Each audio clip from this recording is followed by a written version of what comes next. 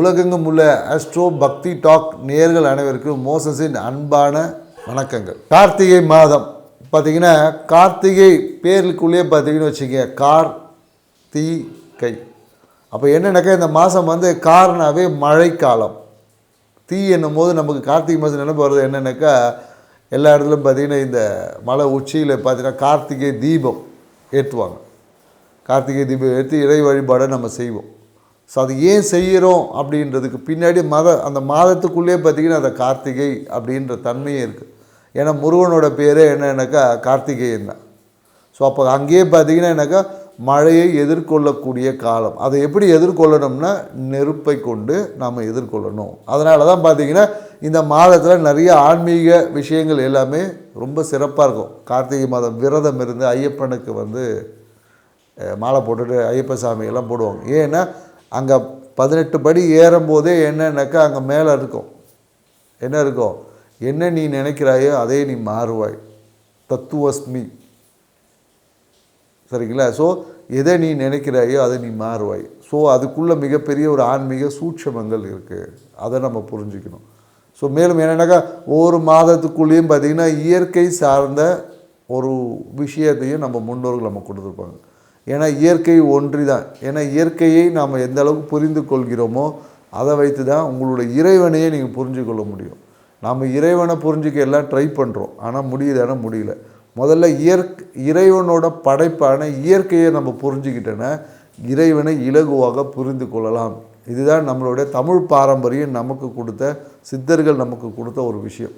So அப்போ இந்த இயற்கை சார்ந்த விஷயத்தை ஏன் இந்த மாதத்தில் மட்டும் நம்ம நெருப்பை பார்த்திங்கன்னா மலை உச்சியில் நம்ம கார்த்திகை தீபம் ஏற்றி வீட்டை சுற்றி நம்ம பார்த்திங்கன்னா கார்த்திகை தீபம்லாம் ஏற்றுவோம். ஏன் ஏற்றணும் அப்படின்ற ஒரு காரணம் இருக்குது இல்லையா? ஸோ பார்த்திங்கன்னா காலபுருஷ தத்துவத்துக்கு 8ஆம் இடம் என்பது மறைவு ஸ்தானம்.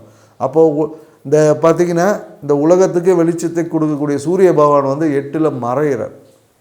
அப்போ 8ல் மறையும் போது என்னென்னாக்கா, இந்த காலகட்டம் பார்த்திங்கன்னா காற்றுல பார்த்திங்கன்னா ஈரப்பதம் கலந்துருக்கும், சரிங்களா? ஏன்னா ஆன்மீக ரீதியான நிறைய விளக்கங்களை வந்து நிறைய நம்மளுடைய பெரியவங்க கொடுத்துருப்பாங்க.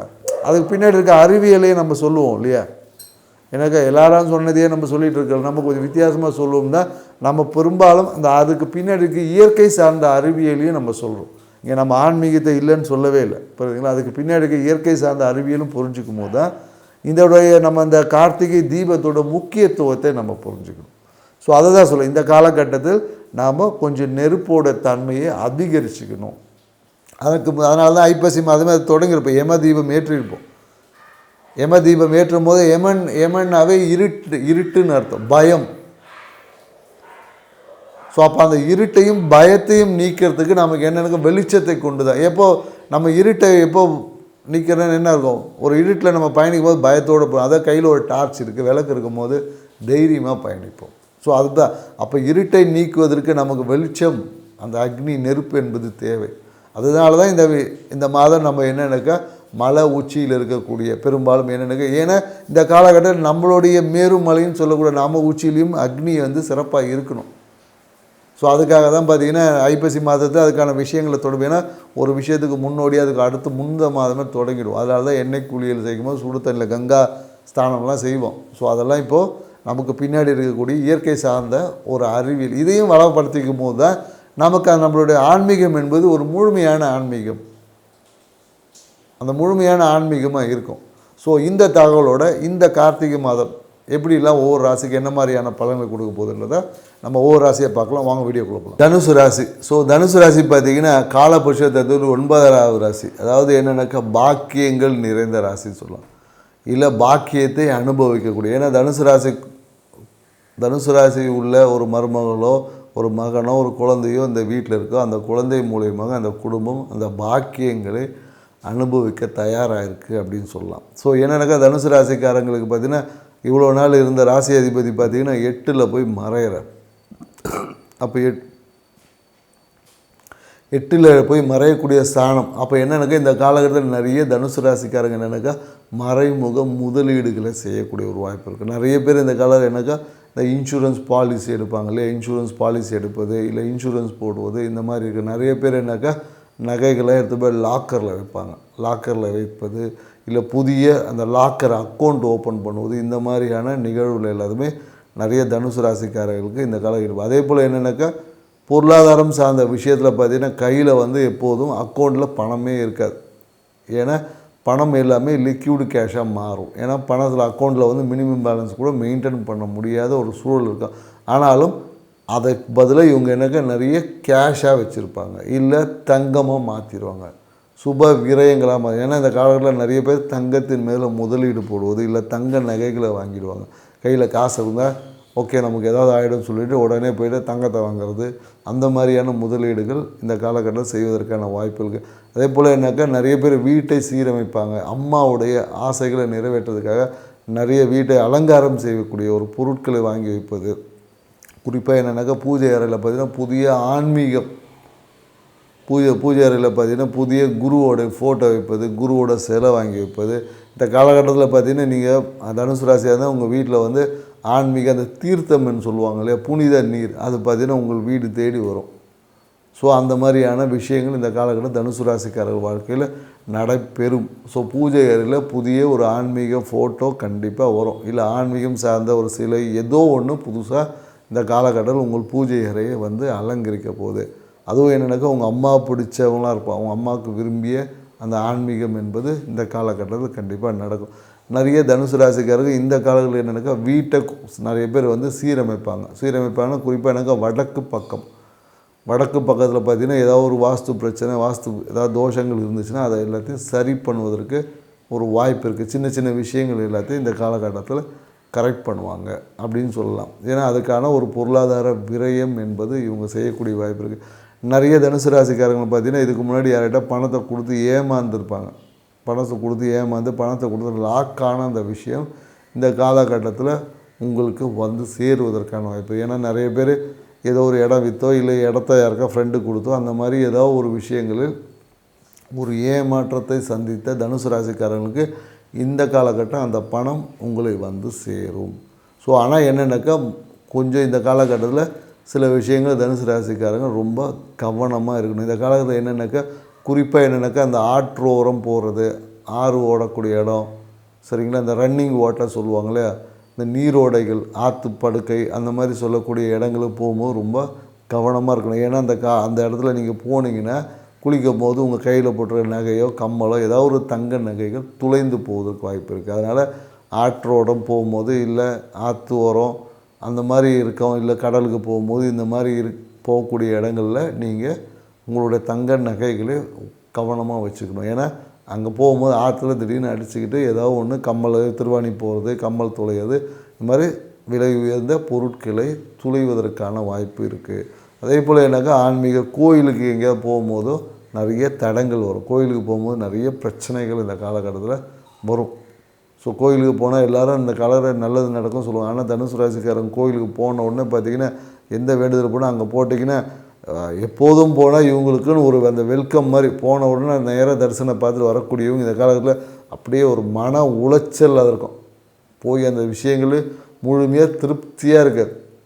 வரும்போது பிரச்சனை இருக்கும், போகும்போது ஈஸியாக போயிடுவாங்க, வரும்போது நிறைய நெருக்கடிகளை சந்திக்கக்கூடிய ஒரு வாய்ப்பு இருக்குது. அதனால் என்னக்கா ஆன்மீக யாத்திரை இந்த காலகட்டத்தில் தயவு செய்து பிளான் பண்ணாதீங்க. ஏன்னா குரு வந்து வக்கரமாகி மிதுனத்துக்கு போனதுக்கப்புறம் உங்களை ஆன்மீக யாத்திரையை வச்சு, ஏன்னா இந்த காலகட்டத்தில் நீங்கள் ஆன்மீக யாத்திரை பண்ணிங்கன்னா போகும்போது நல்லா சிரித்து ஜாலியாக போய் வரும்போது ஒரு திருப்தியற்ற தன்மையில் ஒரு மனக்கசப்பு எல்லாமே இருக்கும். வரும்போது அவ்வளோ ஒரு இடைஞ்சல்கள் இன்னல்களை சந்தித்து தான் உங்களுடைய ஆன்மீக பயணம் என்பது அமையும். ஸோ அதனால் இந்த காலகட்டத்தில் வீட்டிலேயே ஆன்மீகத்தை சிறப்பாக வச்சுக்கோங்க. வீட்டிலேயே பூஜை பண்ணுங்கள், வீட்டிலேயே இருங்க. ஸோ அப்படி இருக்கும்போது உங்கள் வாழ்க்கையில் எந்த இடையூறும் வராது. இடையூறுகளை எதிர்த்து போராடி ஜெயிக்கக்கூடிய ஆற்றல் என்பது இருக்கும். ஏன்னா தனுசு ராசிகள் குறிப்பாக நம்ம சொல்வது என்னென்னா ஆத்தோரம் போகும்போது இல்லை ஆத்தோரம் இந்த காவேரி ஆறு இந்த மாதிரி ஏதாவது ஒரு நீரோடைகள் ஓடக்கூடிய இடங்கள், அருவியில் குளிக்கும் போது தங்க நகையை கவனமாக வச்சுக்கணும் நம்ம சொல்லியிருக்கோம். ஸோ ஆன்மீக பாத யாத்திரை, ஆன்மீக சார்ந்த விஷயங்களுக்கு தூரமாக பயணிக்கிறீங்கன்னா கொஞ்சம் மன உளைச்சல், மன அழுத்தத்தோடு தான் திரும்பி வருவீங்க. ஸோ இதை நீங்கள் தவிர்ப்பது உங்களுக்கான பரிகாரம். உங்கள் வீட்டிலேயே குலதெய்வத்தை கும்பிடுங்க, உங்கள் வாழ்க்கையை சிறப்பாக வச்சுக்கோங்க. நன்றி, வணக்கம். மகர ராசி பார்த்திங்கன்னா காலபுருஷ தத்துவத்துக்கு 10வது இடம், அதாவது கர்ம ராசி சொல்லுவோம். ஆக்சுவலி இது கர்மங்களை நீக்கக்கூடிய ராசி சொல்லுவோம். ஏன்னா மகர ராசிக்காரங்கிட்ட யார் வந்து தன்னோட புலம்புல சொல்லிட்டு போனாவே அவங்களுக்கு போகும்போதே ஒரு விமோச்சனம் என்பது கிடைத்துரும். ஸோ இயற்கையாகவே இவங்களுக்கான அந்த மகர ராசிக்காரங்களுக்கு தான் எங்கே போய் புலம்புனாலும் அந்த விமோச்சனம் என்பது பெருசாக கிடைப்பதில்லை. ஆனால் இப்போது அந்த மகரம் சிகரத்தை தொடக்கூடிய ஒரு வாய்ப்பு என்பது இருக்குது. ஏன்னா இந்த மாதம் பார்த்திங்கன்னா குருவோடைய பார்வை இருப்பதனால ஸோ தொட்ட விஷயங்கள் எல்லாமே சக்ஸஸாக இருக்கும். மேலும் என்னென்னாக்கா இந்த காலகட்டத்தில் நிறைய பேர் என்னென்னாக்கா இந்த மருத்துவ சிகிச்சையை செஞ்சுருப்பாங்க. ஏன்னா நிறைய எல்லா விதத்திலும் ஒரு தடங்களை சந்திச்சுருப்பாங்க. ஏதாவது ஒரு கோயிலுக்கு போனால் தடங்கள் இருக்கும், ஒரு ட்ரீட்மெண்ட்டுக்கு போனால் தடங்கள் இருக்கும், ஏதாவது ஒரு ஆன்மீக பயணம் பிளான் போட்டால் போக முடியாது. அந்த விஷயங்கள் எல்லா விதத்துலையும் ஒரு சிறிய தடை இல்லை பொருளாதார பிரச்சனை, ஒரு கடன் என்பது ஏற்பட்டிருக்கும். இந்த மாதிரி சிக்கி தவித்த மகர ராசிக்காரர்களுக்கு இந்த காலகட்டம் வந்து ஒரு சூப்பரான பொன்னான ஒரு காலகட்டமாக இருக்கும். ஏன்னா திடீர் அதிர்ஷ்டங்களை ஏற்படுத்தக்கூடிய காலகட்டம். ஏன்னா மகர ராசிக்காரங்க குறிப்பாக உத்திராட நட்சத்திரக்காரங்க இந்த காலகட்டத்தில் லாட்ரி டிக்கெட் வாங்கினான்னு வச்சுக்கோங்க, கண்டிப்பாக ஏதோ ஒரு ப்ரைஸ் இருக்கும். குறிப்பாக நீங்கள் கால்குலேட் பண்ணி சூரியனோட ஆதிக்கத்தில் இருக்க மாதிரி 1ஆம் நம்பரை அப்படி வாங்கி பாருங்கள். இல்லை உங்கள் மனைவி கிட்ட சொல்லி, இல்லை உங்கள் நண்பர்கிட்ட சொல்லி, நீயே உன் கையால் ஒரு லாட்ரி டிக்கெட் எடுத்து கொடுக்கும், உனக்கு பிடிச்ச நம்பரை ஒன்று எடுத்து கொடுக்க சொல்லுங்கள். அந்த மாதிரி எடுத்து கொடுக்கும்போது ஏதோ ஒரு விதத்தில் மிகப்பெரிய ஒரு அதிர்ஷ்டத்தை பெறக்கூடிய ஒரு வாய்ப்பு என்பது இந்த காலகட்டத்தில் மகர ராசிக்காரர்களுக்கு இருக்குது. ஸோ அதனால் இந்த வாய்ப்பை அதுக்காக வரவங்ககிட்டலாம் லாட்ரி எடுத்து கொடுன்னு கேட்கல, ஏதோ ஒரு விஷயங்களை ட்ரை பண்ணி பாருங்களேன். ஏன்னா அதிர்ஷ்டம்னா அது இஷ்டத்துக்கு வர்றது பேர் தானே அதிர்ஷ்டம், வந்தால் லக்கு தானே. ஏன்னா அதுக்கான வாய்ப்பு இந்த காலகட்டத்தில் இருக்குன்றத புரிஞ்சுக்கோங்க. ஸோ மேலும் இந்த காலகட்டத்தில் என்னென்னாக்கா நிறைய பார்த்திங்கன்னா மகர ராசிக்காரங்க வீட்டில் பார்த்திங்கன்னா ஏதாவது ஒரு உடஞ்ச சிலையை வச்சுட்டு கும்பிட்டுன்னு உட்காந்துருப்பாங்க. அந்த சிலையை மட்டும் மாற்றிடுங்க. நீங்கள் வச்சுருக்கும் பார்த்தீங்கன்னா அது ஒன்று விநாயகர் சிலையாக இருக்கும். ஏன்னா உங்கள் பூஜை ரூமில் இந்த காலகட்டத்தில் ஏதாவது ஒரு உடைந்த பொருட்கள் இருக்கணும், கண்டிப்பாக இருக்கும். தேடி பாருங்கள். ஏதாவது ஒரு கிராக் ஒட்டி வச்சது, இல்லை கை உடஞ்சது, ஏதாவது ஒரு பூஜை பொருள் கண்டிப்பாக இருக்கும். அதுவும் பூஜை சாமி சிலையாக இருக்கும். சாமி சிலையில் ஏதோ ஒரு கிராக்கு, பிரேக்கு, ஏதோ ஒன்று இருக்கும். அதை கண்டிப்பாக மாற்றிடுங்க. ஏன்னா அதை மாற்றும் போது உங்கள் வாழ்க்கையில் அதிர்ஷ்டத்தை பெருக்கி கொடுக்கும். சரிங்களா? ஸோ அதனால் இந்த விஷயம் மகர ராசிக்காரங்களும் எல்லார் வீட்லையும் பூஜை அறையில் கண்டிப்பாக இருக்கும். போய் பாருங்கள், இருந்துச்சுன்னா மாற்றிடுங்க. ஸோ மாற்றி அதை எடுத்து போய் கோயிலில் போய்னா இதுவே உங்களுக்கு ஒரு மிகப்பெரிய ஒரு பரிகாரம். ஏன்னா இந்த காலகட்டம் பார்த்திங்கன்னா நீங்கள் எடுத்த முயற்சிகள் எல்லாமே வெற்றி அடையும். சரிங்களா? முயற்சி எல்லாமே வெற்றி. ஏன்னா லாபம் பல மடங்காகும். ஏன்னா நிறைய பேர் பார்த்திங்கன்னா தூக்கமின்மையால் ரொம்ப அவஸ்தைப்பட்டு இருப்பாங்க. தூங்கினா படுத்தா தூக்கம் வராது அப்படின்ற மாதிரி மன அழுத்தத்தில் இருந்தவங்களுக்கு எல்லாமே இப்போ ஒரு நிம்மதி பெருமூச்சு எல்லாமே நிறைவடையும் போது தாங்க அந்த நிம்மதி இருக்கும். நம்ம நினச்ச விஷயம் நடக்கும் போது, நம்ம நினச்ச விஷயத்தை சக்ஸஸ் பண்ணுவோம், நமக்கு நினச்ச விஷயம் கிடைக்கும் போது, ஸோ நமக்கு நினச்சதெல்லாம் நடக்கும் போது தான் நமக்குள்ளே ஒரு அந்த நிம்மதி வந்து சாட்டிஸ்ஃபேக்ஷன் இருக்கும். ஸோ அந்த ஒரு உணர்வு வந்து மகர ராசிக்காரங்களுக்கு இந்த காலகட்டத்தில் இந்த மாதம் ஏற்படுவதற்கான சாத்தியம் இருக்குது. ஏன்னா நினச்ச எல்லா விஷயங்களும் நிறைய பேர் என்ன பண்ணால், சில பேர் என்னக்கா இந்த குழந்தைகளுக்காக ஒரு இன்சூரன்ஸ் போடுவோம், இல்லை குழந்தைகளுக்கு சேவிங்ஸ் அது ஏதோ ஒன்று பண்ணுறதுக்கான வாய்ப்புகள் எல்லாமே. குழந்தைங்களுக்காக என்ன பண்ணுவோம், இந்த காலகட்டத்தில் ஏதோ ஒரு டெபாசிட் போடுவோம், இல்லை ஒரு சேமிப்பை தொடங்குவதற்கான அந்த வாய்ப்பு எல்லாமே இந்த காலகட்டத்தில் மகர ராசிக்காரங்களுக்கு இருக்குது. ஏற்கனவே நம்ம சொல்லிக்கோம், லாட்ரி யோகம் இருக்குது, லாட்ரி டிக்கெட் வாங்கினே இந்த காலகட்டத்தில் அடிக்கும்னு சொல்லுவோம். அதே மாதிரி என்னக்கா இந்த காலகட்டம் மனைவி மூலயமாக இல்லை ஏதோ ஒரு பெண் மூலயமாக தொழிலில் வந்து ஒரு மாற்றம் வந்து இருக்கும். ஏன்னா தொழிலில் வேலையில் பார்த்தீங்கன்னா இவ்வளோ நாள் மிகுந்த ஒரு அழுத்தம் ப்ரெஷரில் இருந்தவங்களுக்கு எல்லாமே இப்போ ரிலீவ் ஆகி வேலையில் பார்த்திங்கன்னா உங்களுக்கான ஒரு அசிஸ்டண்ட் போடுவாங்க. அது சில பேருக்கு பெண்ணாக ஒரு நல்ல ஒரு பெண்ணாக கூட அமைவதற்கு வாய்ப்புகளுக்கு. ஏன்னா இந்த காலத்தில் ஒரு பெண்ணால் ஒரு ஆதாயத்தை அனுபவிக்கக்கூடிய ஒரு சூழல்கள் இருக்குது. ஸோ அதனால் அது மனைவியாகவும் இருக்கலாம், இல்லை உங்கள் வேலை செய்யக்கூடிய ஒரு குளிக்காகவும் இருக்கலாம். சரிங்களா? ஸோ இதன் மூலியமாக உங்கள் வாழ்க்கையில் ஒரு நிம்மதி. ஸோ இவ்வளோ நாள் எனக்கு எப்போ நிம்மதி, எங்கே நிம்மதி அப்படின்னு புலம்பிகிட்டு இருந்த மகர ராசிக்காரருக்கு இந்த மாதங்க பார்த்திங்கன்னா ஒரு நிம்மதியை அளிக்கக்கூடிய மாதிரி இருக்கும். ஒரு திருப்தி, உங்களோட ஆன்மீகம், நீங்கள் செய்யக்கூடிய விஷயங்கள் எல்லாமே ஒரு எப்படின்னு ஒரு ஃபுல்ஃபில்னஸோடு இருக்கக்கூடிய ஒரு வாய்ப்பு இருக்குது.